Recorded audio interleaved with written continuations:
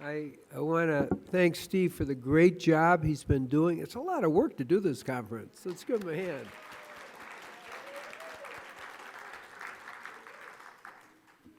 What we're going to look at today is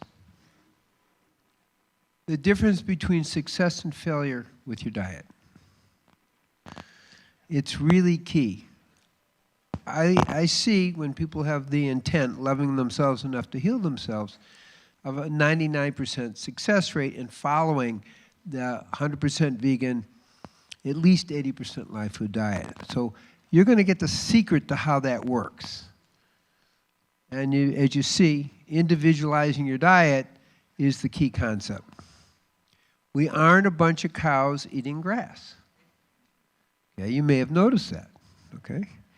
We have 20 to 30,000 genes, almost 200,000 gene variations.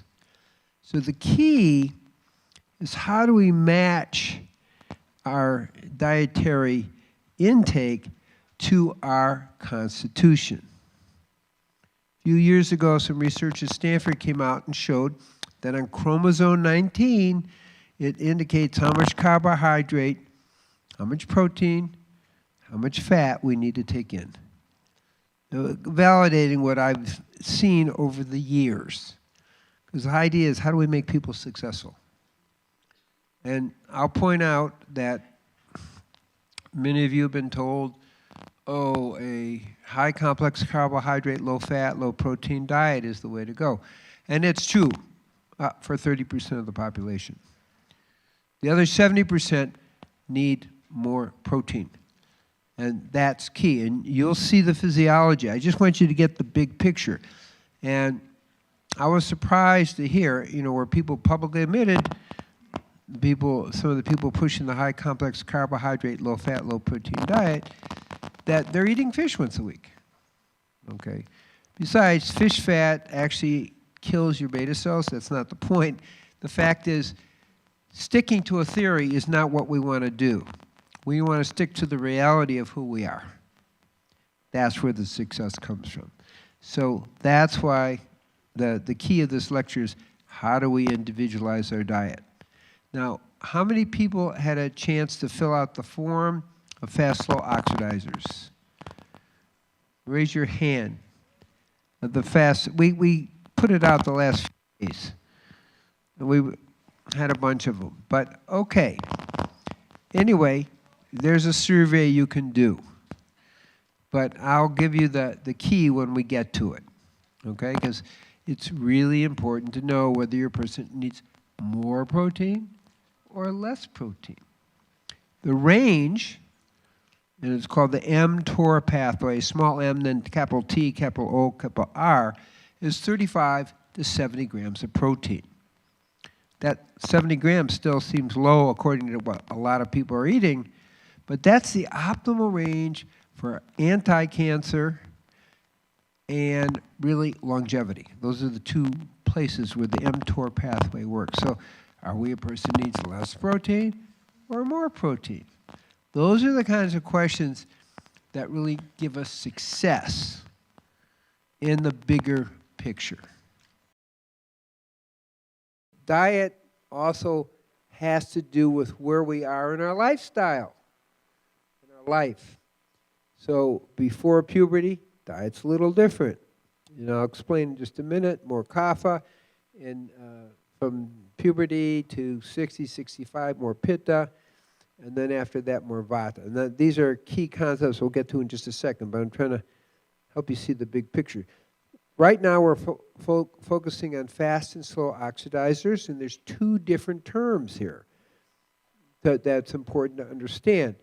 We have autonomic, which is not really the best name, and I worked with some of the people. Originally, they had 5,000 questions. I have 30 questions, okay?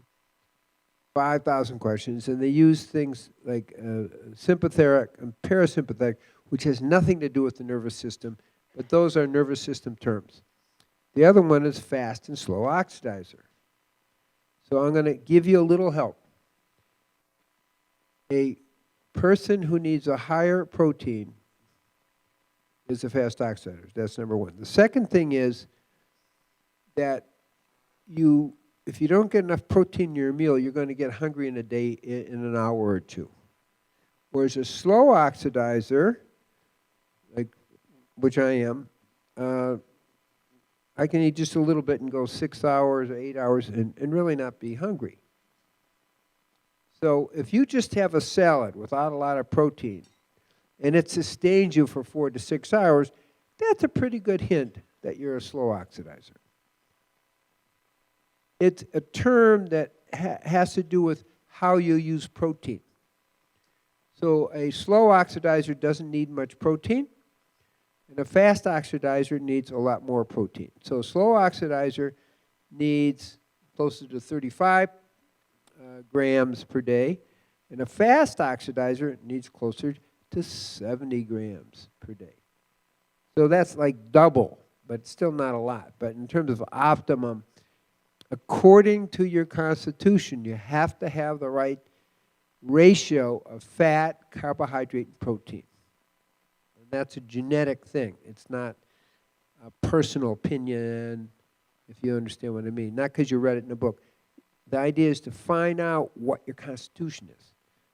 So one is if you just have a salad with not much nuts and seeds, and you're hungry in an hour, you're a person that needs more protein is a fast oxidizer. That's probably the key thing.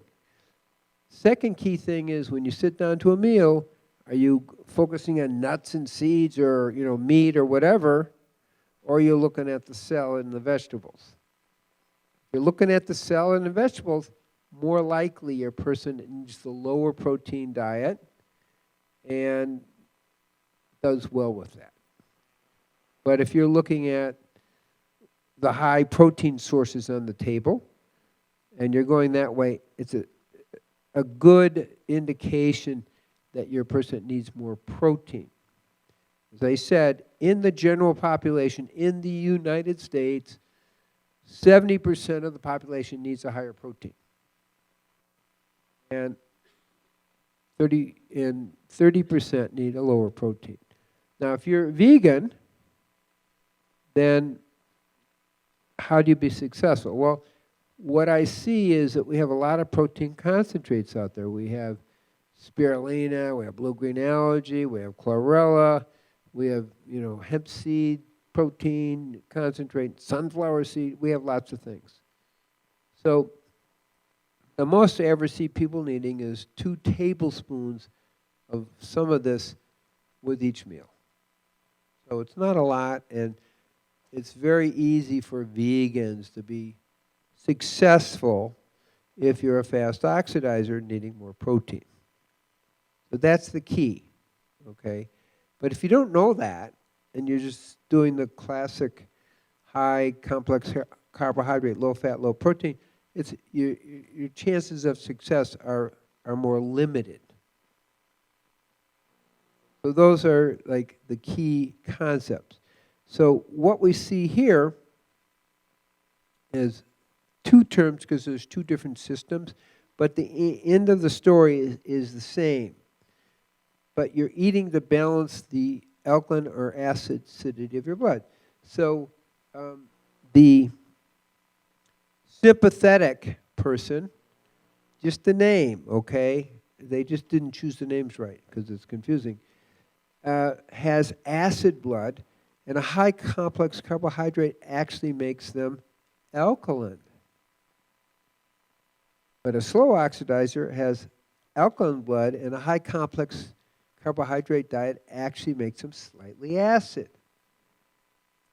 Totally opposite. Okay, and that's what you have to get here. Now let's take another angle. This is the Ayurvedic approach. This is like at least a 3,000-year-old system. Now there's several things that are really important in understanding that. So from 0 to puberty, all of us tend to have a more kapha. What's kapha? Well, what do we know about kids? They're a little blubbery, they're a little watery, they get colds and they get all these earaches and all these things. These are all kind of kapha things. And Kaphas are also like the elephant. They're a little bit more stable in the relationships. They have really good memories. They hold on to things a little bit longer than other people too. And so we want to eat to balance our Kapha. That's why ice cream, which is very Kapha imbalancing, is really not good for kids.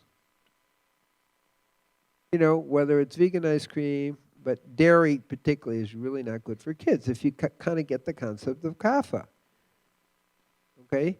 And then the next is Pitta. That's your teenager, you know, the fiery, you know, sexualized teenager kind of energy. It's the athlete. You know, a lot of the Pittas are the captains of the football team, or they're, you know, they're active politicians, or it's that kind of energy, leadership energy. And that's a different diet. Now, we all go through that to some extent. We also have our basic constitution, which is a mix of Kapha, Pitta, Vata, okay? And that's something you're born with. But I'm saying something a little different. Aside from what you're born with, and we have charts of how you can figure that out. And you can figure it out. When I see people, I figure out what the pulse is too. There's, well, 12 or 24 different pulses. I do 12. Is that everybody's going to go through a Pitta phase. Everybody's going to be a teenager. Everybody's going to have those emotions and sexual energies they have to deal with. For a Pitta, basically, it's going to be more amplified. Kaphas will have that also. You see what I'm trying to say here? So we have to look at our diet according to our life cycle. So as a kid, you want to avoid the Kapha aggravating foods, which we'll get to in a minute. And for Pittas, we don't want to have a lot of hot, fiery foods, a lot of spicy foods. We're going to do 80% bland live food diet. Whereas the Kapha needs 80% spicy, ginger, you know, asafoetida, cayenne. That's for Kaphas, not for Pittas, because it's going to get them out of balance. Too much fire to fire. Now, the most important one is Vata. I mentioned I talk about 60, but these days Vata is starting around people of 45 years old. One of the most important things about Vata is hydration. Okay? Vata is like the goat, dry out. So you're not going to have a successful diet if your brain is shrinking, which is what happens literally, and if your tissues are really drying out. It actually throws you out of balance. So one of the most important things we can do in our diet is drink more water. Now, one way, without getting too scientific about, so to speak, is to drink enough so you're urinating every 1 to 2 hours. You know, minus having a bladder infection or things like that, or prostate troubles. You know, we want to be urinating every 2 hours. And that's going to give us our best estimate if we're hydrated. So with age, we've got to pay attention to our water. More so. See, Kapha's elephant, already too much water. So we don't have to drink so much. Now, if you're Kapha, I'm more Kapha Pitta, okay? So I can go 4 days. I can go 5 days without food and water. It's not a problem. Okay? So it was easy for me to do the sun dance because I could do that. Because I'm a Kapha. I have lots of water. So the point I'm making is we have to kind of know where we are. But now, at age of 77, I'm more in the Vata range. I really pay attention to water because I have the Vata forces interacting on my Kapha Pitta constitution. Is that making sense what I'm trying to say? because we can't really understand diet if we don't get the fact that we are evolving people, and we are affected by the age, we're affected by the seasons, and we have to have that awareness. You know, if you live in Alaska, it's a little bit different. A lot more Pittas live in Alaska. How do you know? You can see them walking around in shorts. Right? But Kaphas aren't doing that. Okay. And we'll see about the weather in just a second. But balancing our Vata is simply the most important aging thing we can do, anti-aging thing we can do. And from an Ayurvedic point of view, we have Panchakarma. How many people have heard of that? Okay, well, it's an Ayurvedic treatment. It takes a week, and it's a whole anti-aging thing, and it adds more oil to the system. But the point is, it's designed to balance Vata, which is anti-aging. That's the key. But our job is to balance our Vata. One is drinking a lot of fluid. Okay? And you'll see in a moment, I'm going to go over the foods, the food types that we need to do for that. The other thing is Vatas dry out. They need to oil their skin once or twice a day. It makes a huge difference because Vatas tend to have a very sensitive nervous system. So you want to eat foods that are going to balance that, but you also want to put oils on your skin. Sometimes for a severe Vata person, I will have them do oleated enemas, and they get immediate relief. They immediately come into balance. So do you need to do that once a week, twice a week, whatever? It's a huge thing because the colon is a Vata energy place, as are the hips. And you know, when we're doing yoga, we do a lot of work with the hips. That's to help people balance their Vata as well. So there's simple things like that. Vatas dry out, so what do we need? We need more salt, not sodium chloride. We need the natural salts that have 82 minerals. And those salts need not to be cooked because we move from covalent. When you cook it, you move from ionic bonds to covalent, which is tight and can't be absorbed well in the system. So salt, really good for you, but not table salt. Table that idea.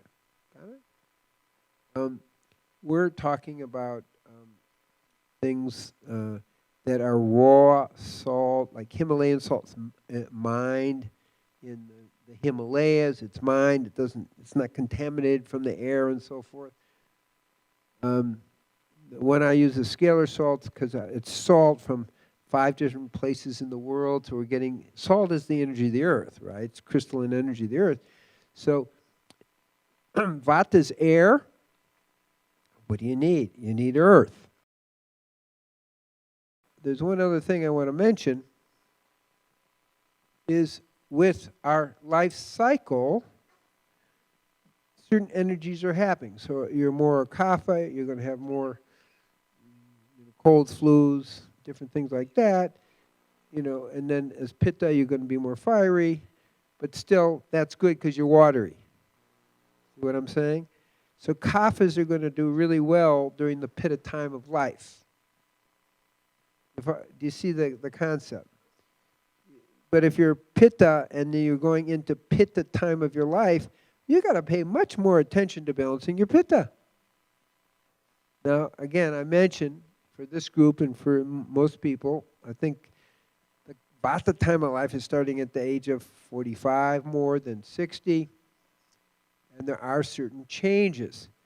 So I'm more of a Kapha Pitta. So what's happening is Vata is kind of countering Kapha, so Pitta is starting to show up as a more driving force in my life, like a teenager type thing, or really people in their early 30s. Are you following what I just said? And once you understand, you can understand the forces that are going on. So I'm not really too bothered by Vata because I'm primarily a Kapha. But as the Kapha is affected by the Vata a little bit, it's bringing out Pitta, which is kind of what's going on for me. So I'm just giving myself as an example of how it works. And you have to kind of flow with that energy. There is no one diet for everyone. There's no one diet the same for your whole life. We have to flow with the whole process. And we have to have the 6 food qualities, the 6 food tastes. That's what's really, really important in this picture.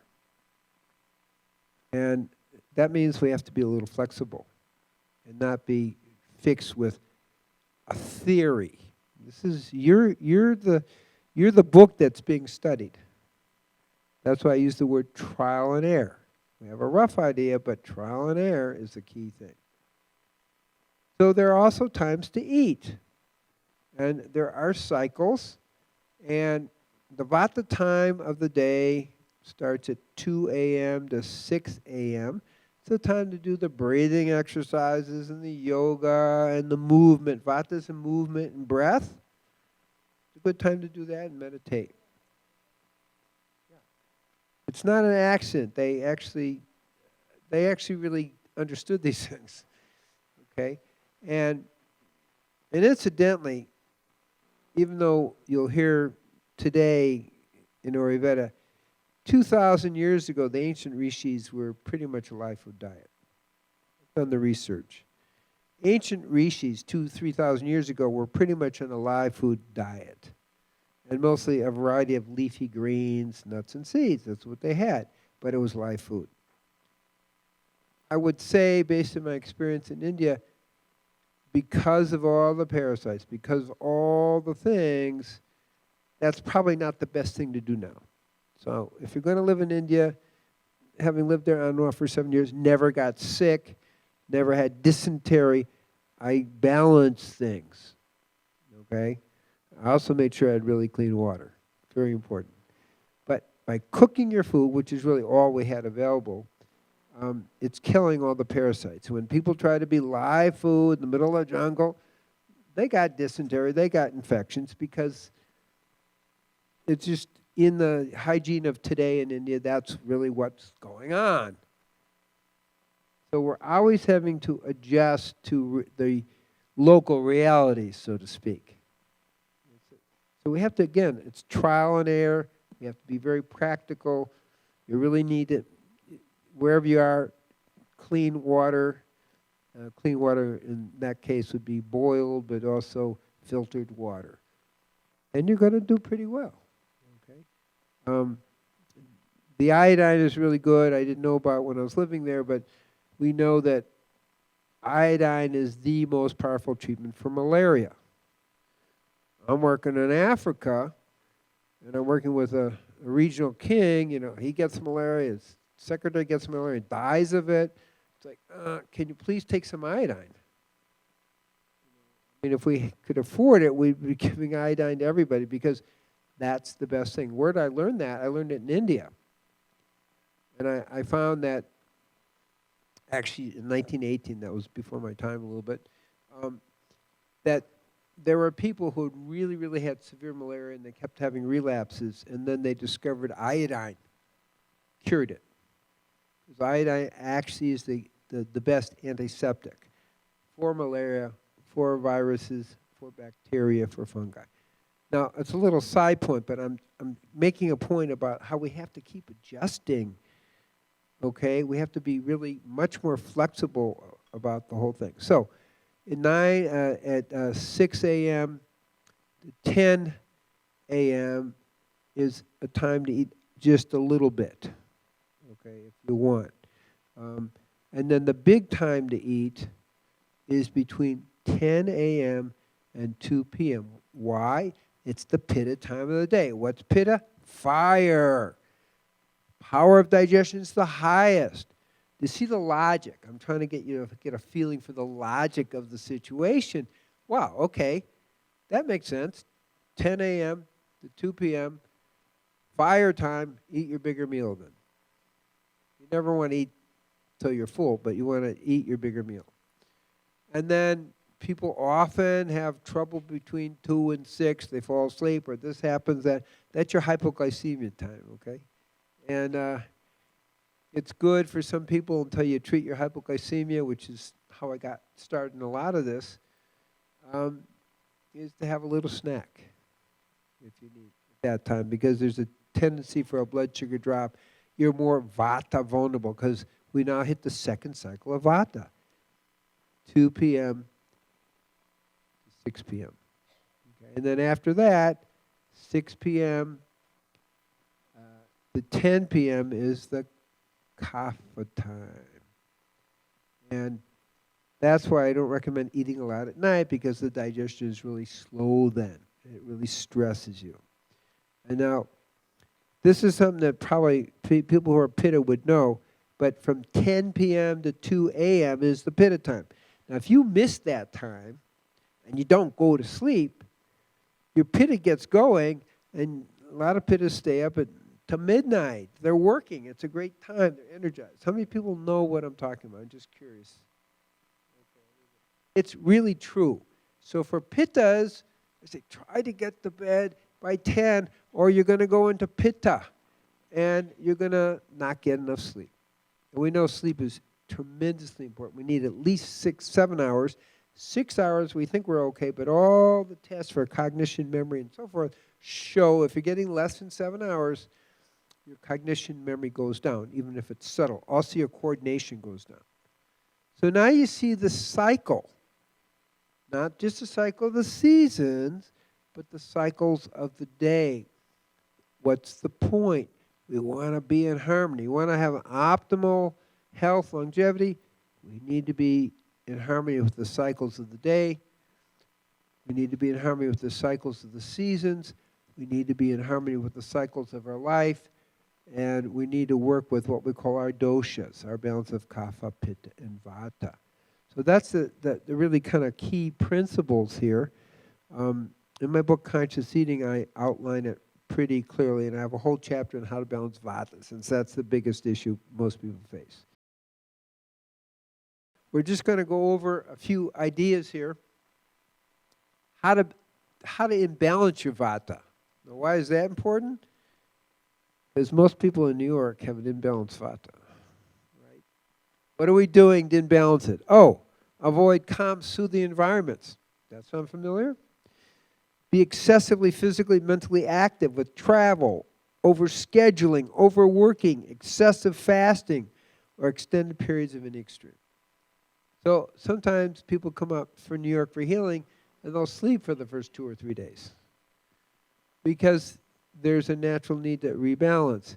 Live chaotically, that's very Vata, without any schedule or rhythm, not being connected to the earth. Well, it's hard when everything's concrete. Definitely the graveyard shift has been shown to be very, very detrimental to everyone, with a lot more early death and sickness, and eat irregularly and on the run. Does that sound a little bit New York? Okay. And so New York, the big cities really, not just New York, are more Vata aggravating. And so we have to make more of an effort to look at our habits, because the energy of the city, whether it's Chicago or whether it's Los Angeles, something like that, we have to kind of be aware so we don't get caught up in the energy. So okay. So don't get enough sleep, rest, or meditation. Definitely an issue. Live in a windy, cold environment. That's less so here, way so in Chicago, where I'm from. Drugs, cocaine, speed, and other drugs, they aggravate Vata in a very serious way. I mean, they actually disrupt your whole brain function, but they really, really aggravate the Vata. Overly act out your feelings. Overly act out. So some people and Vatas are like the wind. And worry a lot. Have a lot of worry, fear, and anxiety. So these are things that aggravate Vata. And eating cold, frozen, leftover foods, because cold and wind aggravate Vata. So how do we balance Vata? Okay? Live in a warm, moist, tranquil environment. So some of the people I see in New York, they set up their apartment to kind of create those conditions. Okay? A quiet apartment, kind of warmer, tranquil, that kind of thing. So you can do it in the middle of the city. It's really not a problem. A lot of people are successful doing that. Try to live in a moderate, balanced way. That's really good to do. Eat warm, moist foods, as we mentioned. Warm is important. Doesn't mean they have to be cooked. They can be warm to, up to 118 degrees. Actually, more recent research is showing that some foods retain their enzymes at 150 degrees. That was a little shocking to me, but there is a variety of papers out that I've seen that say, well, not all enzymes are blown up or destroyed at 118 degrees or 110, some up to 150 degrees. But warm food is just warm to finger touch, so it's really not a problem. But warm, not cold, not just out of the refrigerator, because cold aggravates Vata.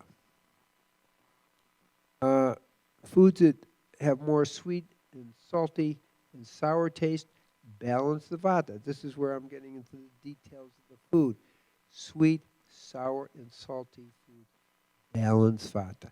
Again, particularly with age, as we move into Vata, the salt, which we are told to avoid, and it's true as younger because it aggravates Kapha, is the 82 mineral salts, like scalar salt, which is, again, from 5 different regions, Himalayan salt, and raw, can't be cooked because it changes the bonding. They're going to help you retain fluid and counter Vata. You see the logic? And so what I'm really trying to share to get this high level of success is we've got to actually think about our life, our constitution, where we're living, the cycles of our life, and then that makes us a the whole thing is about mastery. This is about mastering all the levels of your life, your physical level, emotional, mental, and really spiritual. So we're talking about mastery, which means you got to think about it. Okay? But think mastery, and then it makes more sense. Eat foods that have, again, the sweet, salty, and sour. That's really important. And not too much light and dry. So during the summer, having a lot of dry crackers is going to aggravate Vata. Doesn't that make sense? During the winter, which is cold and damp, then it's okay to have your dried crackers. That's how the subtlety is of it. So we're always adjusting. I just picked that simple thing, but it's actually a big deal. Okay, getting sleep, that's real hard in New York. And I wasn't joking about people coming and sleeping for 3 days. I mean it. It's really a discipline. It's not the easiest thing for me either, because now I'm more into Pitta. Try to get to bed by 10:30. I don't never make it by 10:30. And because if you don't, you could stay up all night. I'm not talking about insomnia. You can just work through the night. It's like really easy. Okay? And those of you who are Pitta probably know what I'm talking about. Meditating is very important for Vatas because you want a calm mind. Okay? And basically making your environment as safe and secure as possible. Again, it's really possible to do, but you do need to pay attention. The neighbor you live in, what you're doing, your times when you go out, and a variety of things. You want to be safe and secure. Vatas are aggravated by fear and anxiety. So Vata is the big thing. If you can balance your Vata, you're going to be much more a master of your life, which is really what this workshop this talk is about, but really the deeper level of this workshop is about is how do we master our life. Obviously, we're focusing on the food as part of that mastery. So, ways to imbalance Kapha. So, what are the tendencies of Kaphas? They want to be couch potatoes. okay, and overeat oily foods. They don't want to exercise. Want to nap after meals. Well, that's a very, very kapha type of thing. So, and eating a lot of sweet, oily desserts aggravates kapha. And overeating aggravates it. Sweet, oily, and salty foods, because the salt holds water, which aggravates kapha. Exercise, which is really, really good on multiple levels. Avoiding exercise. Kaphas don't like to exercise. It's just a tendency kaphas have, so it's easy to fall into that tendency. And not being creative. Kaphas, if I use the analogy, and it's a football analogy, okay? So kaphas are like the linemen. They're the tackles. Pittas are like the quarterback.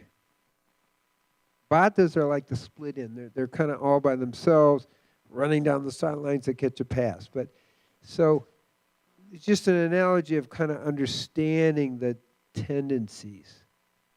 Okay, so kaphas, the elephants, they're not moving too fast. They are family oriented, but they don't like a lot of exercise. You have to push a little bit. Once you start exercising, it's easy. Once you start exercising, okay? And they tend to go for tranquilizers and hypnotics. They want to kind of go to be extra tranquil, okay? They're the salt of the earth, so to speak. And so you really need, as a kapha, to stay away from all your sleep medications, all the tranquilizers are out there, your anti-anxieties. They all can actually be highly addictive for a kapha. And kaphas tend to hold on to their emotions. You know, we think more men that way. It's a kapha tendency. Okay, it's like strong, silent type. Football lineman. Okay? The kaphas have to do just the opposite. They have to make an effort to express their feelings. They have to make an effort to exercise. Once that happens, it's very healing for them. And cold, wet climates are very aggravating because kaphas are cold and damp. And kaphas tend to collect things. And kaphas also tend to get more involved in ritual. Kind of things kaphas like. So we have to be careful as a kapha not getting involved in practices that are too ritualistic or I'm going to say orthodox. I'm not talking about a particular religion. I'm talking about just a way of life. You start creating rituals and orthodoxy in your life. And this is the way I'm eating forever and so forth. So those are what imbalances kapha. Now what balances it? Be active, creative, exercise, eat foods that are warm, dry, bitter, pungent, and astringent. Those are key, okay? Don't have sweet, salty, oily things. Minimize it, okay? At least an 80% raw food diet, but a spicy one. You know, it's got your ginger and your cayenne, whereas pittas, fire, you don't want to add a lot of fire with ginger and cayenne. So you have to spice your food according to your constitution, and that really helps you become successful again. And don't eat too much. Be careful of your fluid intake because kaphas hold on to fluid. So you don't need 8 or 10 glasses a day. That will create a kapha imbalance. Expressing your feelings in the moment, kind of move out of the turtle shell. And only do the practices, this is key, that really work for you and don't get you caught in ritual. Okay, where vatas could maybe benefit from a little ritual, kind of anchors them. Kaphas are already anchored. So you don't want to add too much anchor to your life. You see how it's different. Once you know your constitution, you get really empowered in that way of how to move. Okay, and that's why some people like a ritual, some people don't. But when you understand your constitution, it makes a lot more sense. So Pitta is the other one. And we, again, are a balance of Kapha, Pitta, and Vata. So how do you imbalance Pitta? Live in a hot, dry, warm climate. That's how you imbalance it, you know, because you're adding fire to fire. Also means hot, spicy food is going to aggravate Pitta. So your food needs to be more bland. Okay? Now, how do you aggravate Pitta? Avoid all dry, cool places. Pick very aggravating relationships and aggravating work situations. And, you know, we all have to live, but we define practical in different ways. Okay? If you think about practical, is it practical to live in a way that balances your life and empowers your life? Or is it practical to have a job where you make lots of money, but you're in Pitta aggravation? These are life choices everyone has to make. And once you understand some of this, you begin to understand, well, where's quality of life here versus some of the other values that you know, people are choosing, which shortens their life and doesn't give them much fun and actually aggravates their constitution. It's really, really important choices. But once you can't make the choices if you don't know what you're choosing. You don't know what the parameters are. That's what this lecture is about. How do you become a master of your life? Not just your diet, but of your life. Okay? So, Pitta's 10 and are attracted to high-stress competitive jobs.